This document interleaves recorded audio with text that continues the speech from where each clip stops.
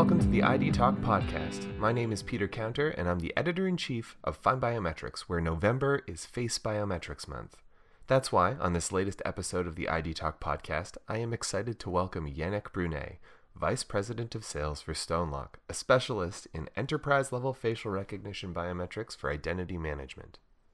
Brunet has lived his entire life in the security industry, getting his start in a family business. So after hearing his thoughts on the evolution of the security industry into the world of biometrics we know it as today, he and I dig into the controversy, challenges, and opportunities facing the face biometric space.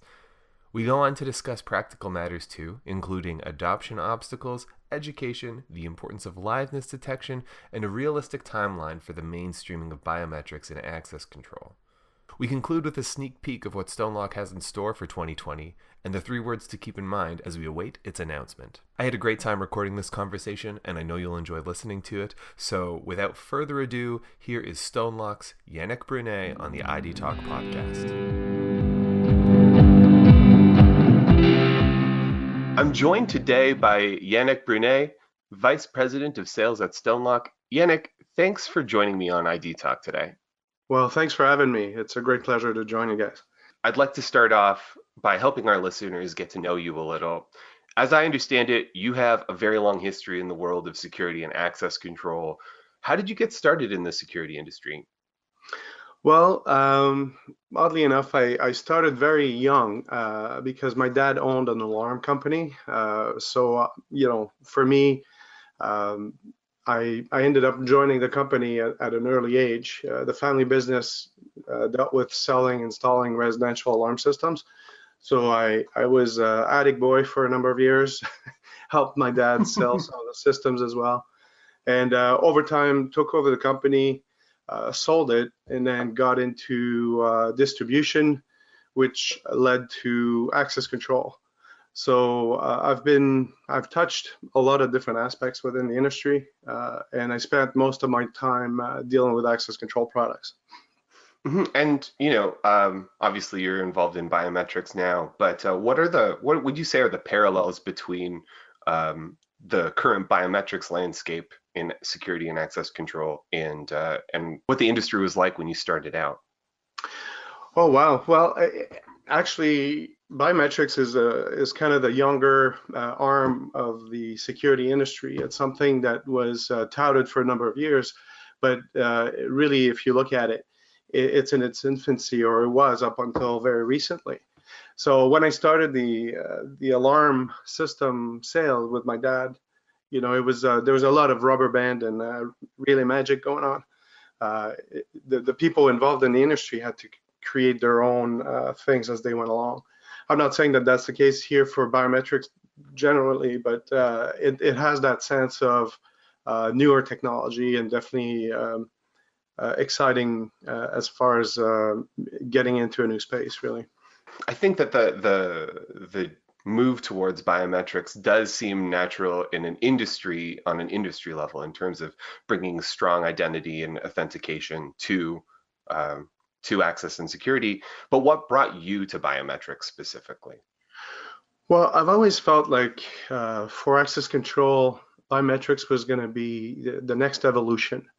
It just made sense that this form of access control was going to be bring the highest potential security and the highest convenience.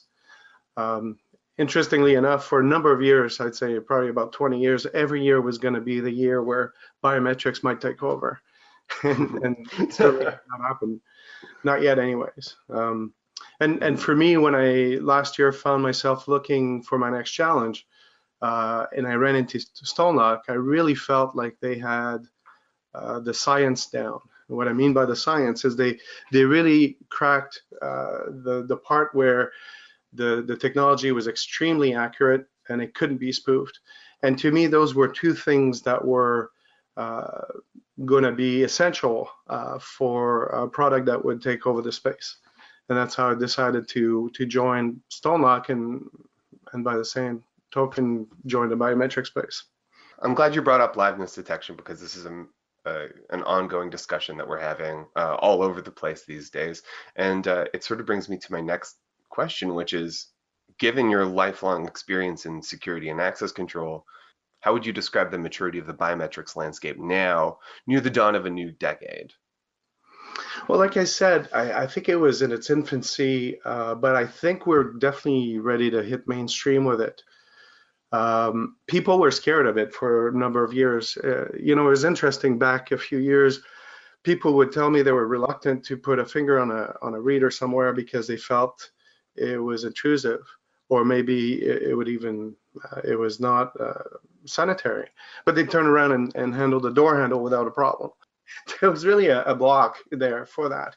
And I think with the adoption of those types of technologies with our phones, people are getting less and less scared of using the technology as a whole.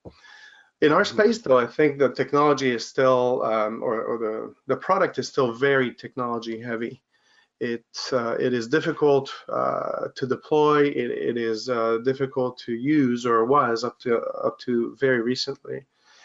If you do draw a parallel with when I started, getting involved with computers, at the time you had to build your own, right? You had to go source the parts, put it together, and decide what OS you're going to use. Whereas today, people wouldn't even think about doing that. It's just the technology has disappeared, and now it's all about the user experience, and that's how you make your choice. And I think we're definitely on the verge of that right here at StoneLock specifically, but in general within the segment of the industry. As technology disappears in every front, everyday life, it always creates a better user experience. And what we're focusing on at StoneLock here is, we did very well at focusing at the door, so people that using the technology at the door would feel really good about it. And now with our next gen product, we're really focusing on the rest of the people that touch the product. And that's what's going to make it a lot more exciting for all. Mm-hmm. I really love that parallel that you drew between computing and biometrics. And it reminds me also of how the internet evolved into sort of that paradigm of Web 2.0, where, when everything started off and everybody had their own personal websites, ideas of it seemed very intimidating, where you had to know HTML or CSS or things like that just to basically have it.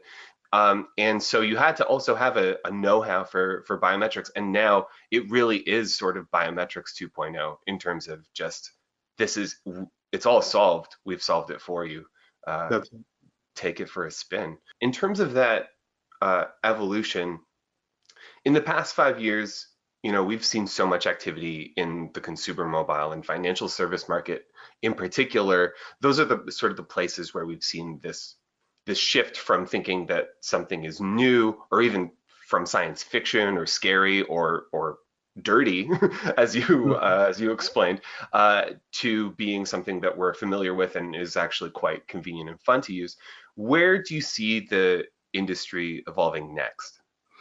Well, I really think that as we make the technology more readily available, as the channels adopt it, and as it becomes more of an everyday proposition, people are going to get more familiar with the technology. Also, I think that legislations are going to be brought up to speed, and are going to make sure that people are protected. So that those fears can subside, and we can go on with providing the best possible security to our customers. So I believe that this is really the next the next step for all of us. The technology becomes easier, legislations they catch up, and then we can make sure that everybody's protected from all aspects. Did you know 81% of data breaches involve stolen privileged credentials? That's why identity and identity security are taking greater prominence in cybersecurity, IT departments, and boardrooms worldwide. Only StoneLock's true frictionless solution meets the demands of today's security and privacy-focused organizations for access control, providing one of the biometric industry's few enrollment and identification solutions that requires no physical touch and ensures identity and privacy is protected by collecting no personally identifiable information, otherwise known as PII. With StoneLock, you will get the most trustworthy identity protection solution available, Learn more about how StoneLock can both protect and ensure your enterprise identity management at StoneLock.com. And now, back to the podcast. So now, it's Face Biometrics Month at FindBiometrics, and of course, StoneLock provides face recognition technology. So let's talk about what's definitely become the most popular and controversial modality. You were just speaking about legislation and how it has an effect on the biometrics industry. A lot of controversy around face biometrics is regulation and legislation centered, specifically around user privacy and public perception fears of compromised PII. What best practices can be followed to assuage these public fears? I think industry experts will agree that it is important to distinguish between video-based facial recognition and access control-based facial recognition. The one can be used forensically without the consent of people, and the other one requires consent most of the time, or most companies will ask for people's consent to use that. And really, it really differentiates both sides of the aisle. I think. From sitting here on the access control side, I feel really good about protecting people's identity and making sure that it's never used in a nefarious manner. The other aspect I would say is important for people when it comes to choosing their technology is that they should use a technology that does not require the use of PII, so that there's no need to worry about how that information could be leaked or could be used. If the technology itself is not based on personally identifiable information, then there's really no fear anymore. Right. Yeah. I mean, that comes down to this sort of, I guess I was going to say an old maxim, but it's actually a relatively new saying in the industry, which is that biometrics by nature are privacy enhancing, because naturally, your face biometrics are not tied to your PII, and they're sort of an anonymous technology, an anonymous identification technology. And yeah, I think that there's also something to be said there about the difference between authentication and identification, like you said at the top. It seems like those do get conflated quite a bit in the mainstream media. Despite controversy, facial recognition has still gained quite a bit of traction in both enterprise applications and consumer technology. What makes face recognition so appealing in these spaces? Well, I think identity touches everyone multiple times a day. Most people now have to identify themselves through different systems every day, multiple times. So if you look at it from an access control standpoint, biometrics really bring the highest form of security and convenience blended together. And it is my experience that convenience will always win. So there might be a lot of noise surrounding the technology, but the fact that it is so convenient and so high security, people are drawn to it quite a bit. Yeah, it seems like frictionless is a word that gets thrown around quite a bit, and I do think that there's something to say about usability and user experience and just general accessibility. You used the example previously about people not wanting to touch fingerprint sensors because they were worried it was dirty, and you don't have to worry about that with facial recognition. It seems very natural. It's also the way that we recognize each other. So I think that makes a lot of sense. For all of its advantages, though, are there any challenges still facing face as an access control modality? Yeah, absolutely. I think that we're still fighting a few things. Number one is acceptance. We've talked about it. And it's mostly caused by the surveillance-based biometrics. But if you look at the fear surrounding cloud computing a few years ago, 5 years ago, people were very reluctant in putting their technology on the cloud. And today, cloud powers everything. So I think we'll get over that through legislation, through education, and the fact that technology will be widely used and therefore more accepted. The other one is the total cost of ownership. And by that, I don't necessarily mean just the cost of the technology itself, but the cost of deploying and maintaining, operating this type of a technology. I think that up until now, or today anyways, it was very difficult to deploy an access control system based on biometrics. The integrators weren't touching it every day. Their technicians weren't necessarily specialized on the technology, and to be honest, the technology itself was somewhat arcane. It was very difficult to deploy. And I can tell you that from our standpoint here at StoneLock, for our next generation product, we've been focusing a lot on the other personas, the other people that will touch the biometric system. And by focusing on those other people, the technicians, the operators, the security directors, we can help democratize the biometric systems out there and making it available or more palatable to a lot more people. Mm-hmm. Making it more palatable, and I like how you use the word democratizing. Working through that naturally, sort of, is that part of that education process that you mentioned earlier? Like how can we educate people on these benefits and addressing these challenges? Well, I think similar to what our phones have done, what the phones have done for us. The use of the system itself helps you understand that, it's not as bad as you think. The educational process when it comes to wide deployment has to do with socialization documents, with the ability for us to communicate how the technology is put together, how their profiles are going to be used, what their profile contains. All of these things, once people understand what they are, will help people feel better about using the technology. Mm-hmm. Yeah, it's like you used the word consent earlier, and that's an important part of consent is understanding what you're consenting to, and that sounds really empowering. It's simple. StoneLock is your biometric solution, both protecting and ensuring user identity. StoneLock's proprietary algorithm allows the capture of personal identifiable information, or PII, providing maximum identity protection. Unlike a surveillance system, StoneLock only interacts with enrolled users and is intentionally designed to protect user identities. StoneLock solutions have answered the call to secure the most critical assets and property of over 40% of the Fortune 100. StoneLock keeps your people safe and your data secure. If you are ready for a secure, hassle-free user experience for enterprise-level identity management, visit StoneLock.com today. And now, back to the podcast.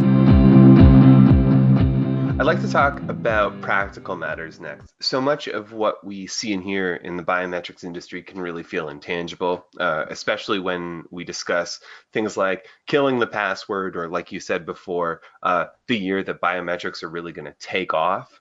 And it really helps to have grounded conversations about what's currently happening, where the biometrics meet the integrator. You touched on integration challenges previously, and I'm wondering, as a security expert with your range of practical knowledge, how big of an obstacle is installation when it comes to enterprise adoption?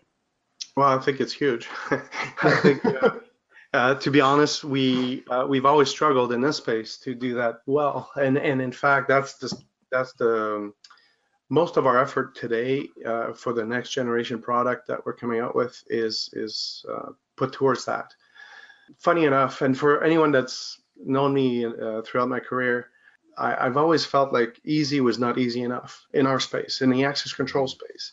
And if you were to go around and look at access control websites around the planet, every single system would tell that they are easy to use and scalable. Those are two terms that are used all the time. And at the end of the day, that's not true for all of them, of course.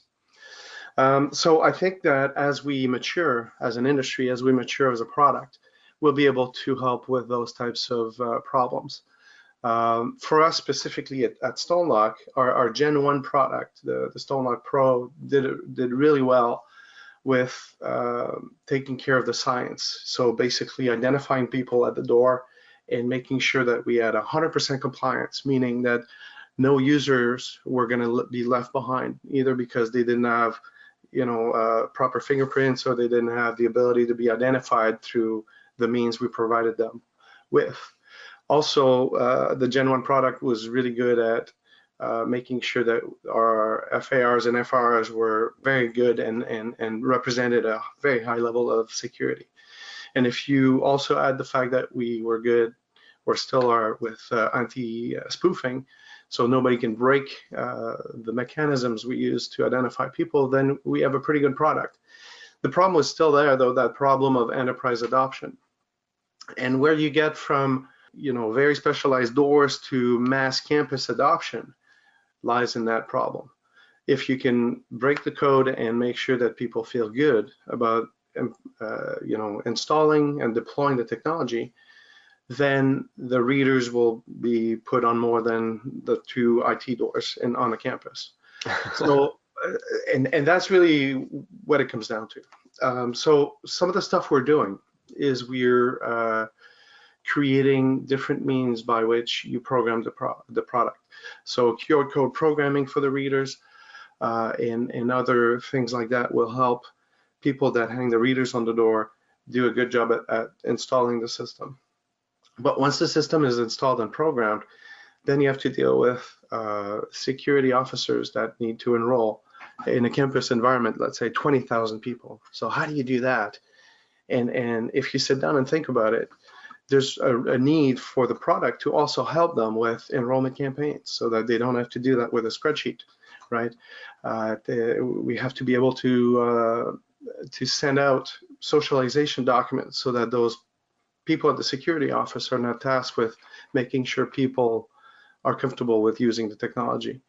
And also, if you were to make sure that people could get trained properly through this enrollment campaign, then you have a system that feels better, not just at the door once the system is programmed, but from a deployment and an enrollment standpoint. Once you have all of those components together, then you truly have a full enterprise sort of management platform. And at that point, the enterprise adoption will go through the roof. Nowadays, liveness detection is getting thrown around a lot too. And oftentimes I hear it sort of being dismissed in these high throughput deployments that you're describing as sort of like, well, this is in public. People are not going to try and spoof a system. But, when you're talking about numbers like you are, like 20,000 users going through these environments, liveness detection seems like a very important consideration. And I'm wondering how much of getting your liveness detection features to work properly has to do with what you were just saying about making sure that the device is installed properly. Mm-hmm. Well, and I think a lot of it has to do with that, but a lot of it has to do with the actual science and technology behind the product itself. I've seen a lot of gimmicky approaches to this type of detection, and they are there because inherently the science behind the product is not sound. But if you're operating, if your product is built around the fact that you cannot use the product in an artificial manner, then it becomes just an inherent part of the product. So I'm not sure if I'm answering your question properly, but my point is anti-spoofing is more than just something you think after the fact. It has to be an inherent part of your system or inherent part of your science, and it's extremely important in my opinion. Talking again about those high throughput numbers, 20,000 people on a biometric system, that's a lot of diversity. There are a lot of different people there. And I'm wondering if you have any comments about accessibility and how facial recognition can be deployed to serve all those 20,000 people equally with the same amount of security and convenience, because that seems like a big obstacle when I hear about it. Well, absolutely. And in fact, a lot of it has to do with, in terms of facial recognition, and a lot of it has to do with lighting, making sure the environment is sound. And I can tell you that from our perspective, specifically with StoneLock, we bring our own lighting to the party because we want to make sure it's consistent across the board. And that's how we defeat that problem. And I got to say that for the most part, we have not seen any issues. With other types of products, it might be a problem. And that's where I think if you're talking about adoption on a massive scale, that's where facial recognition will win over others as well, because you have to agree that most people that come to work will have a face. And as long as you capture it properly, you're going to have everybody able to use the system properly. That makes a lot of sense. And kind of going off of that, now that biometrics and face biometrics are familiar technology, when do you expect integrators to come around so that face recognition is as ubiquitous in buildings as it is on smartphones? Well, I think that as we highlighted in the previous question, once the deployment and support issues are no longer a problem for them, there will be more prone to talk about the technology and sell it. A lot of times what I've seen in the past is it's somewhat simple to get a salesperson excited about a technology for them to sell to sell it to their customer. When the technicians come on the back end and can't install it properly, you have a problem selling the second one, right? And I think that what's happened in the industry is a lot of times integrators will stop their toes on trying to implement a solution in a cost-efficient manner. So if we come up with a product that streamlines the operational side of the house and make sure that they are efficient at putting the system in and training the users, then the deployment will go a lot smoother and the adoption will increase by virtue of that. So we're coming to the end of the year. We're sort of celebrating the end of a decade that's been huge for biometrics. And I'm wondering, what can we expect from StoneLock in the near future? It is a really exciting time for us. And one of the reasons I joined the company is to help StoneLock bring this next generation product out to the market. So 2020 is going to see the release of our StoneLock Go, which is the next generation product. I think that StoneLock Go, based on what we're seeing right now, based on what some of our customers are telling us, for the ones that have seen it, it will absolutely address the current pitfalls in the biometric space. I can't say too much about it, but I'll leave you with these three words: faster, simpler, and sexier. Fantastic. Well, I don't think you can really argue with the excitement that those words conjure. For anybody who wants to learn more about StoneLock, how can they get in contact with you? Well, there are two means of accessing us. One through our website, StoneLock.com, or you can send us an email at sales@stonelock.com, and we'll be happy to get back to you.